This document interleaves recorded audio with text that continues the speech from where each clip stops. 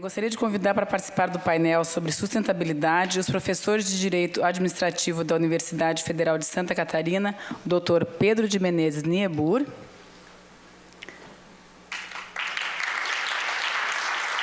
a doutora Cristiane Derani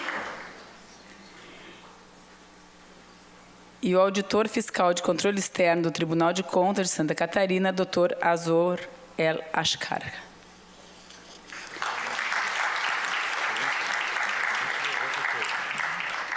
Vou fazer uma leitura breve do currículo dos integrantes da mesa.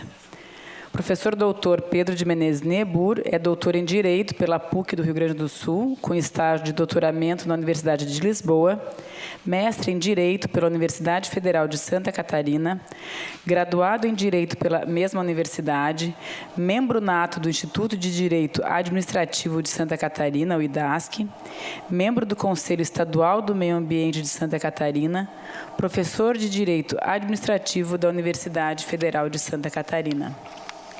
A professora doutora Cristiane Derani possui graduação em Direito pela Universidade de São Paulo e doutorado em Direito pela mesma universidade, estudos de doutorado na Universidade de Frankfurt, pós-doutorado na Escola de Estudos Avançados em Ciências Sociais de Paris, livre docente pela Universidade de São Paulo, foi professora associada da Universidade de São Paulo, professora titular do mestrado em Direito Ambiental da Universidade do Estado do Amazonas, professora do mestrado da Universidade Católica de Santos, professora convidada da Universidade Pablo Dolavide, de Sevilha. Atualmente é professora da Universidade Federal de Santa Catarina, dirige o grupo de pesquisa Estudos Avançados em Meio Ambiente e Economia no Direito Internacional e é pesquisadora do CNPq. Dr. Azor El Ashkar é graduado em Direito pela Universidade Federal de Santa Catarina, especialista em Economia e Direito da empresa pela FGV, especialista em Educação e Meio Ambiente pela UDESC, especialista em Auditoria, Perícia e Gestão Ambiental pela Faculdade Oswaldo Cruz, especialista em Controle Externo nas Concessões de Serviços Públicos pela UDESC, ENA, e mestre em Direito Ambiental pela UFSC. Advogado pela OAB Santa Catarina, auditor fiscal de controle externo do Tribunal de Contas de Santa Catarina na área de licitações e concessões, consultor na área do direito do terceiro setor, professor de direito ambiental, professor em direito do terceiro setor e professor de licitações e concessões. Passo a palavra neste momento ao Dr. Juarez Freitas para coordenar esse talk show. Muito bem, é uma honra começar essa jornada aqui.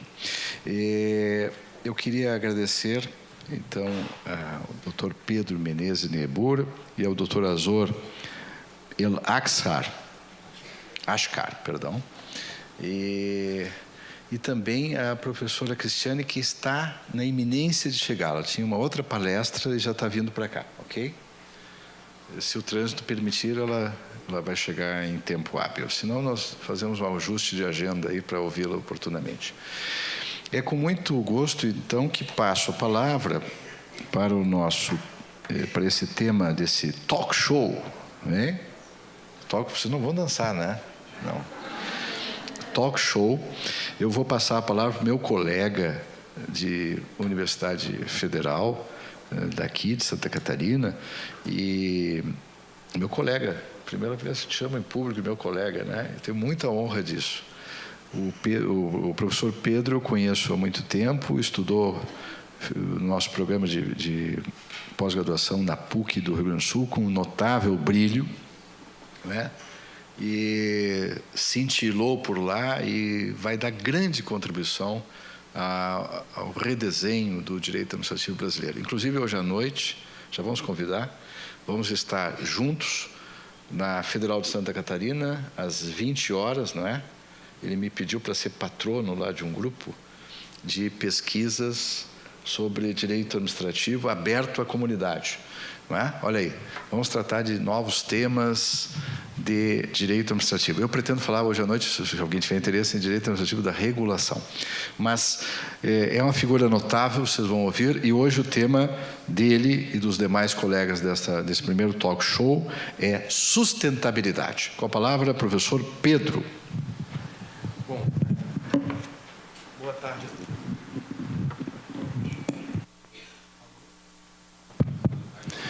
Boa tarde a todos. Eu gostaria inicialmente de fazer um agradecimento à coordenação do evento, na pessoa da conselheira Sabrina Joachim, Eduardo Rego e Ricardo Ribas e demais colegas aqui do Tribunal de Contas que me honraram, me brindaram de novo com esse convite de voltar a essa casa e trocar algumas ideias, transmitir algumas inquietações sobre o direito administrativo com uma plateia tão qualificada.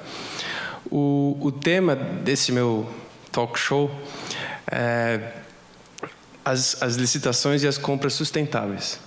Há algum tempo atrás, eu e o meu colega, o professor José Sérgio da Silva Cristóvão, participamos de uma banca de trabalho de conclusão de curso lá na Universidade Federal de Santa Catarina, cujo tema que tratava da análise das licitações sustentáveis no âmbito federal aqui em Santa Catarina. O nosso aluno, nosso graduando, fez uma análise quantitativa de quantas licitações tinham contemplado o aspecto ambiental, né, no edital e etc. Isso deu estralo na minha cabeça de pesquisar, de tentar entender melhor esse instituto ou como esse instituto tem se desenvolvido na prática. Eu penso, ou eu parto da premissa, que não é um exagero dizer que a proposta de licitação de compras sustentáveis hoje já ganhou uma aceitação quase que geral entre todos nós, no nosso meio. Eu não sei se há alguém que seja contra a ideia de que a administração pública, quando ela vai contratar, quando ela vai comprar determinado bem ou contratar determinado serviço, que ela não leve em conta a questão ambiental nesse processo, né? Que ela não desenvolva uma inteligência ambiental na hora de contratar. Se até nós, particulares, hoje em dia, quando a gente vai no supermercado, a gente leva em consideração, tem levado cada vez mais, tem se conscientizado cada vez mais da questão ambiental, por que a administração pública não faria isso? A administração pública, que é a maior contratante no mercado interno, algumas estimativas dizem que o valor que a administração pública gasta com contratos administrativos gira em torno de 15% a 20% do PIB, algo em torno de 800 bilhões de reais. Então, quem compra tanto tem que comprar de forma inteligente, inclusive do ponto de vista ecológico, do ponto de vista ambiental. Essa ideia não é nova. Desde a Rio 92, da Declaração das Nações Unidas sobre o Meio Ambiente, os Estados, a comunidade internacional, inclusive o Brasil, já tinha reconhecido o poder que os Estados, que as administrações nacionais tinham no papel de indutora do mercado e da opinião pública nessas questões ambientais, por ser justamente a maior contratante interna. Então, desde 92, já viu o reconhecimento de que algo deveria ser feito no sentido de considerar a variável ambiental no processo de contratação. Lá na comunidade europeia, levou mais ou menos uns 10, 12 anos para que isso fosse implementado, numa diretiva deles. E um pouco mais para que isso fosse trazido para a nossa ordem jurídica nacional. Foi só por volta de 2009 que a gente positivou, que trouxe para o plano legal essa obrigação. A Lei da Política Nacional de Mudanças Climáticas prevê lá em determinado dispositivo que, como um dos instrumentos para a reversão desse quadro aí de degradação, que a administração pública considerasse aspectos ambientais nas suas compras, desse preferência para produtos menos poluentes, menos impactantes, mais eficientes do ponto de vista energético. Algo ainda bastante programático e que deveria ser articulado, deveria ser exportado para a lei de licitações, porque era o diploma que regulava essas contratações. Isso foi feito em 2010, né, com 25 anos de atraso, mais ou menos. Em 2010, se positivou essa... 25 não, né? 16 anos, 17 anos, se eu não me engano, de atraso. Positivou essa noção de licitações sustentáveis. Em 2010 foi feita uma alteraçãozinha no artigo 3º da Lei de Licitações, dizendo que, além de garantir a isonomia e buscar a proposta mais vantajosa, a licitação pública também se destinava a promover o desenvolvimento nacional sustentável. Só essa ideia, desenvolvimento nacional sustentável, já conferia, ou já dava o suporte legal para que a administração pública agora considerasse, de modo imperativo, a variável ambiental nos processos de licitação e nos processos de contratação. A gente já tem, então, há algum tempo, há quase uma década, a gente já tem essa autorização legal para a administração pública considerar o aspecto ambiental nos seus procedimentos de contratação pública. A consideração vai levar em conta, por exemplo, perquirir ou selecionar de modo mais inteligente qual o objeto que ela está contratando. Olha, se eu vou contratar um veículo, eu vou levar em consideração o consumo médio, por exemplo, de combustível desse veículo, né? O ciclo de vida do produto ou o impacto que determinado produto, determinada metodologia de serviço pode provocar no meio ambiente. Também na seleção do licitante. Isso deve ser considerado, né? Vou dar preferência para licitantes que incorporem nas suas práticas produtivas, nos seus métodos de negócio, boas práticas do ponto de vista ambiental. E também lá na execução do contrato, depois de contratado, por exemplo, estou construindo uma obra, né, eu vou inserir como obrigação do contrato a necessidade do contratante dar a destinação adequada para o resíduo que foi gerado e por aí vai. Privilegiar ou prestigiar insumos que são reaproveitáveis e por aí vai.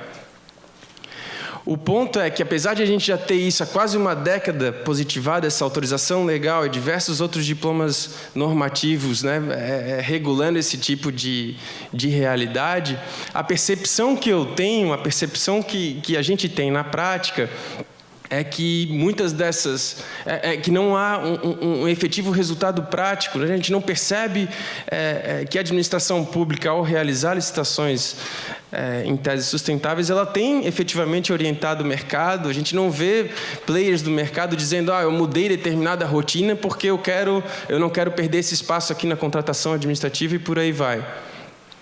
Eu e o professor José Sérgio, outro dia, a gente estava discutindo na Universidade Federal de Santa Catarina a baixa qualidade da caneta que a gente tinha para dar aula. Eles compraram uma canetinha bem simples, né? Até o design dela era bem simples, bem furrequinha, que estava durando basicamente uma aula. E eu estava reclamando disso, toda aula eu tenho que vir trocar essa caneta, que saco.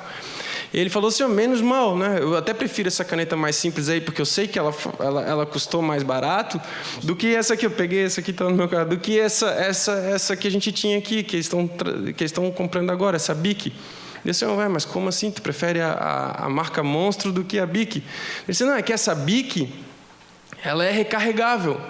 Então, ela provavelmente, e muito provavelmente, ela custou mais caro para a Universidade Federal, né, a caneta Bic, sendo que a instituição não adotou na sua prática a rotina de comprar o refil para recarregar a caneta. Então, ela está pagando por um produto mais caro, em tese, né, economicamente mais adequado, porque evita descarte, etc., mas está descartando ele igual, não está recarregando a tinta.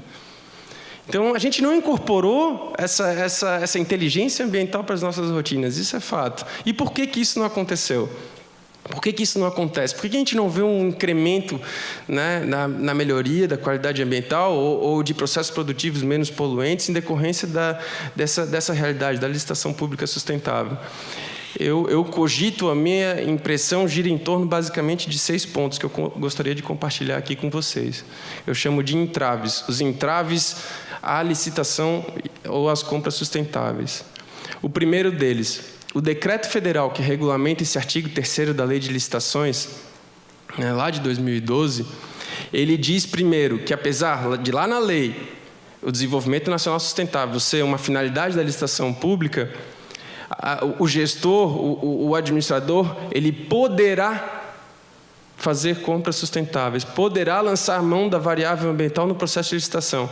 Ele torna uma finalidade da licitação como uma faculdade, como uma opção discricionária do agente. Eu acho que deveria ser cogente, deveria ser obrigatório. Se é finalidade de licitação pública, promoção do desenvolvimento sustentável, considerar o aspecto ambiental, a variável ambiental, é mandatória. Primeiro ponto. Segundo, o decreto ele vai tão na contramão dessa finalidade da licitação pública que ele diz que quando o agente for fazer uma licitação sustentável, ele tem que justificar o porquê que ele está fazendo. A lógica deveria ser inversa, né? A regra é, eu faço a licitação pública considerando a variável ambiental, a variável da sustentabilidade, e não tomo em conta aspectos eventualmente ambientais, justificadamente. Eu justifico por que eu não estou comprando, por exemplo, o carro que consome menos combustível ou eletrodoméstico com maior eficiência energética. Eu tenho que justificar o porquê que eu não estou fazendo a opção da menos impactante, da menos poluente, da menos degradante. O decreto que regulamenta o dispositivo da lei de licitações, que é bem abstrato, bem genérico, ele parece que vai contra o próprio fundamento de validade dele. Esse, a meu ver, é o primeiro óbice, o primeiro entrave. O segundo, insuficiência de informações. Seria até uma, desculpa a expressão, seria até uma sacanagem com o servidor público encarregado de formatar uma licitação pública, presumir que ele tem conhecimento geral e formação para conhecer todas as variáveis ou todas as circunstâncias que tornam determinado produto mais eficiente do ponto de vista energético ou menos poluente que outro. É impossível isso. A gente não sabe. O sujeito que tem formação, por exemplo, em pedagogia, enfim, ou em biologia, não sabe, por exemplo, qual que é a determinada metodologia é mais economicamente eficiente ou menos economicamente eficiente, e por aí vai.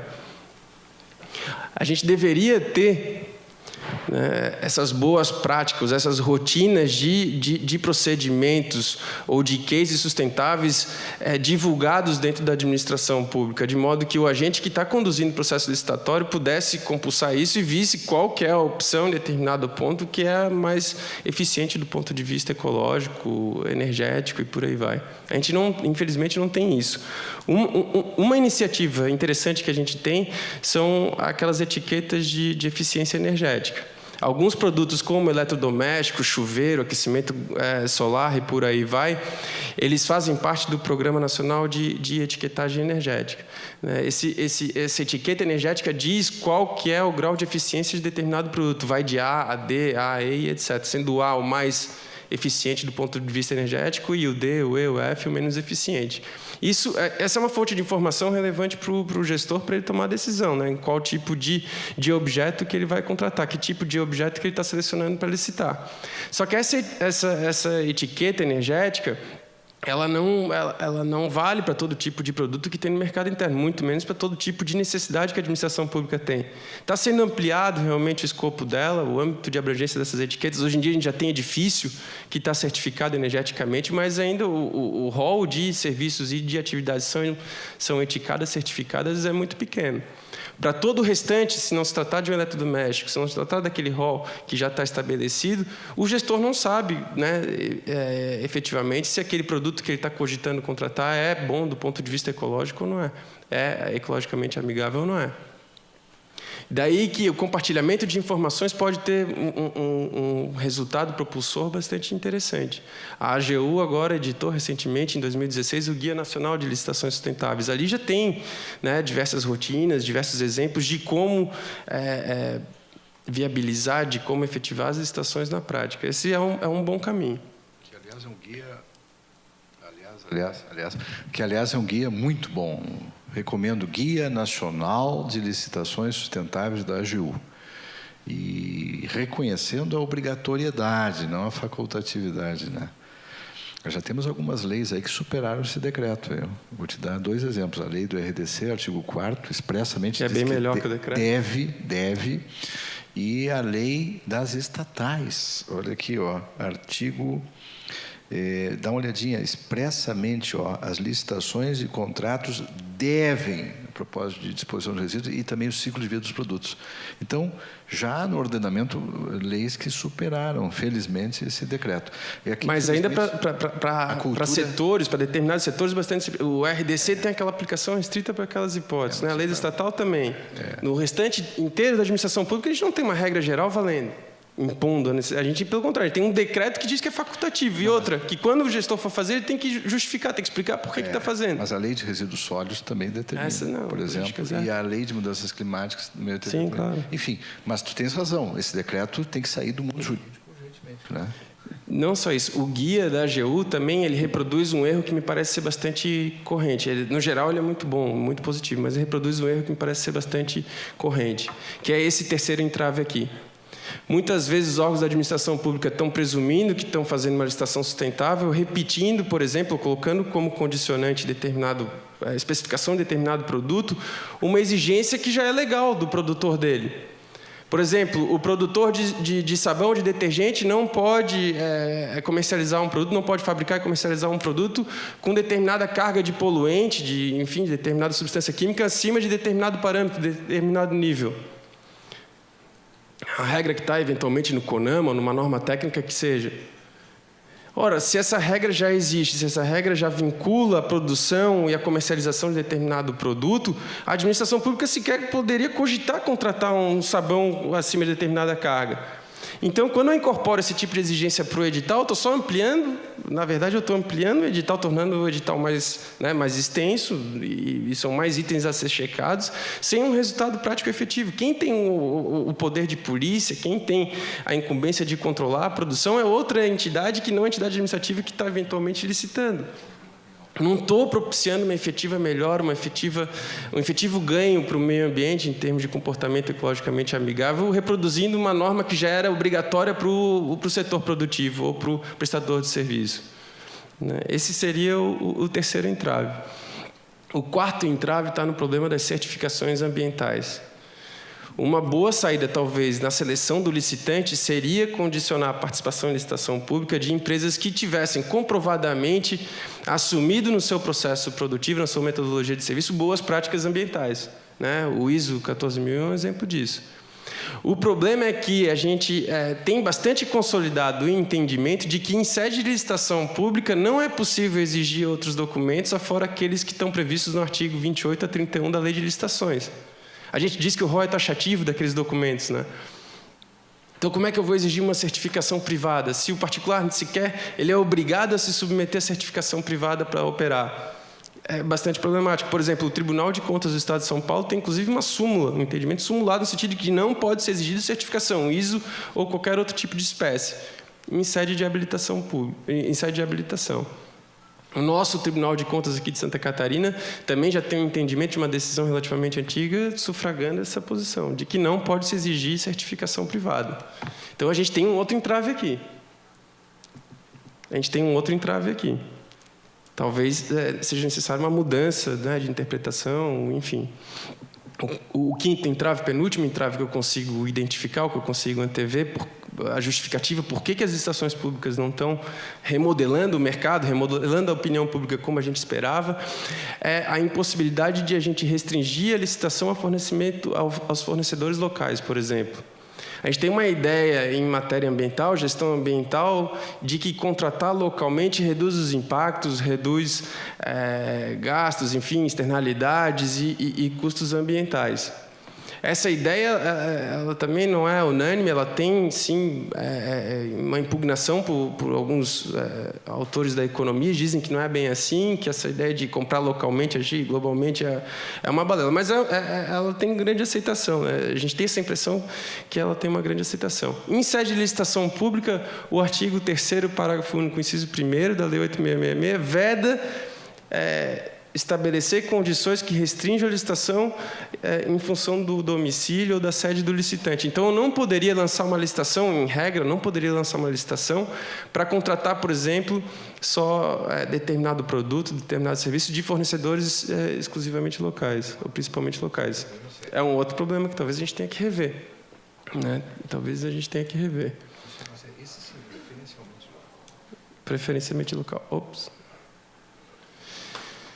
E um último problema que me parece, ou um último gargalo que me parece para que a gente implemente, que a gente busque resultados mais efetivos em sede de compras sustentáveis, é a ausência de um regulamento da Lei da Política Nacional de Mudanças Climáticas.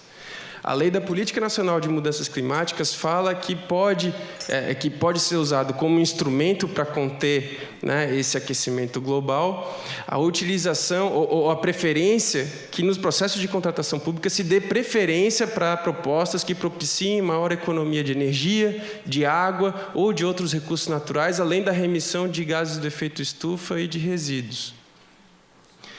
A Lei da Política Nacional de Mudanças Climáticas diz, então, que eu tenho que preferir, numa licitação pública, esses produtos mais eficientes do ponto de vista energético e ecológico. problema é que esse dispositivo não é regulamentado, como ocorre, por exemplo, nas margens de preferência de microempresas e empresa de pequeno porte, né, na Lei Complementar 123. A margem de preferência está bem regulamentada, ou produtos manufaturados no Brasil, onde também na Lei de Licitações isso está regulamentado. Aqui, na Lei da Política Nacional de Mudanças Climáticas, eu ainda não consigo implementar essa margem de preferência porque eu não tenho regra valendo, não tenho regra clara, dizendo como que vai se dar essa preferência, como que ela vai ser exercida na prática, no processo de contratação. Esse é um problema. A gente tem que urgentemente regulamentar esse dispositivo para que a gente possa prestigiar em processos licitatórios produtos que são economicamente mais adequados. Com isso, sim, a gente pode ter alguma chance, ou uma melhor chance de moldar o mercado, de moldar a opinião pública, de induzir comportamentos positivos entre os players. Era isso, professor. Muito obrigado.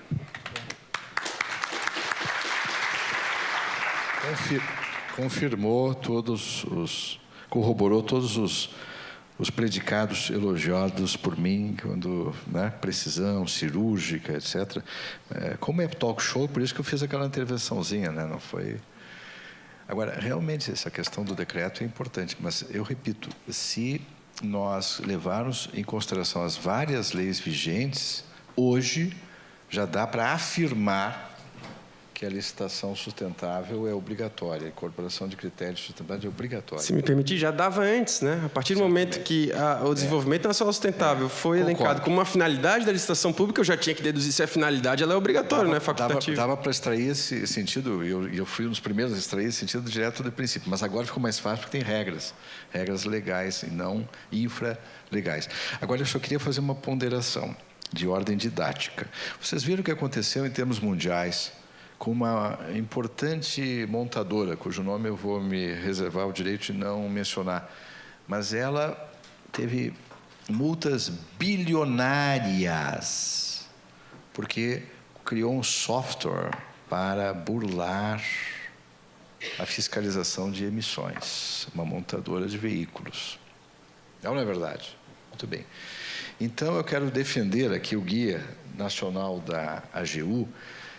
Olha, colocar regras como, por exemplo, do CONAMA no Brasil é extremamente necessário, por uma razão. Mas já são regras, tem que ser observado. Pouquíssimas pessoas conhecem isso na administração pública e fora dela, inclusive nas empresas. E, às vezes, os que conhecem também não estão muito interessados em respeitá-las. Então, há um caráter didático. E agora vem uma segunda observação sobre esse guia. Não tem nenhuma procuração da Tereza Vilac e outros que são, aliás, excelentes colegas nos nossos congressos de direito e sustentabilidade. Mas, claro que vai haver agora, até por sugestões minhas, uns aperfeiçoamentos já na segunda edição. Está quase pronta a segunda edição. O lançamento disso foi no nosso congresso da AGU, no ano passado, né? Quero ver se no próximo tu vai estar brilhantando-o. Mas, o professor Pedro, olha só.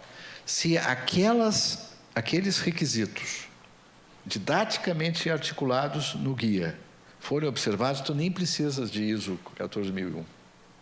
Porque realmente o ISO 14001 esbarra num problema formal. E no meu entender, olha que eu quero exigir certificação, mas no meu entender o melhor seria ter lei, tá? Para evitar conflitos, judicializações. Olha, o homem que não gosta de conflitos está aqui. Então, melhor lei. Agora, se cumprir aqueles requisitos, exatamente aqueles e algumas outras coisinhas que nós vamos aí arrumar, já é uma forma indireta de chegar ao mesmo resultado. Mas não esquece da realidade dura. Olha, CONAMA, pouquíssimas pessoas, eu já vou passar a palavra para a professora, que felizmente já está conosco, a professora Cristiane Derani, que acaba de chegar de Nova York para o nosso congresso. Que chique, né? Ela teve uma passadinha em outros lugares, mas é quase direto para cá. Mas o fato é que a professora Cristiane sabe bem.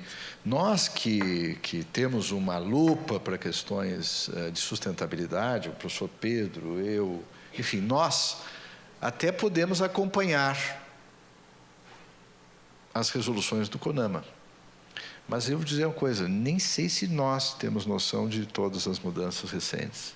Então, é muito importante, uma das tarefas dos guias é ser didático, é orientar. Só essa ponderação, mas As suas observações são importantíssimas. Eu acho que nós precisamos realmente avançar muito nesse esforço nacional de fazermos o Brasil utilizar o poder indutor da contratação pública, né? Isso que o senhor preconiza, isso, né? É excelente. Depois vai voltar para o debate, não é? Só fiz essa observação para lhe cumprimentar. Professora Cristiane Derani vai nos dar notícias, ver se o Trump já... Ainda está lá o Trump? Não. Ainda não, ainda está lá, ainda está lá. Bom, essa é uma figura fóssil. A propósito de insustentabilidade, aí está o meu paradigma. Se eu quiser apontar um insustentável, é ele.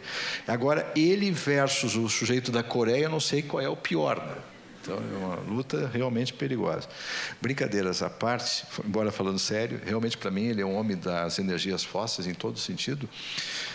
Mas a professora Cristiane Derani, para nos abrilhantar aqui o nosso talk show sobre sustentabilidade.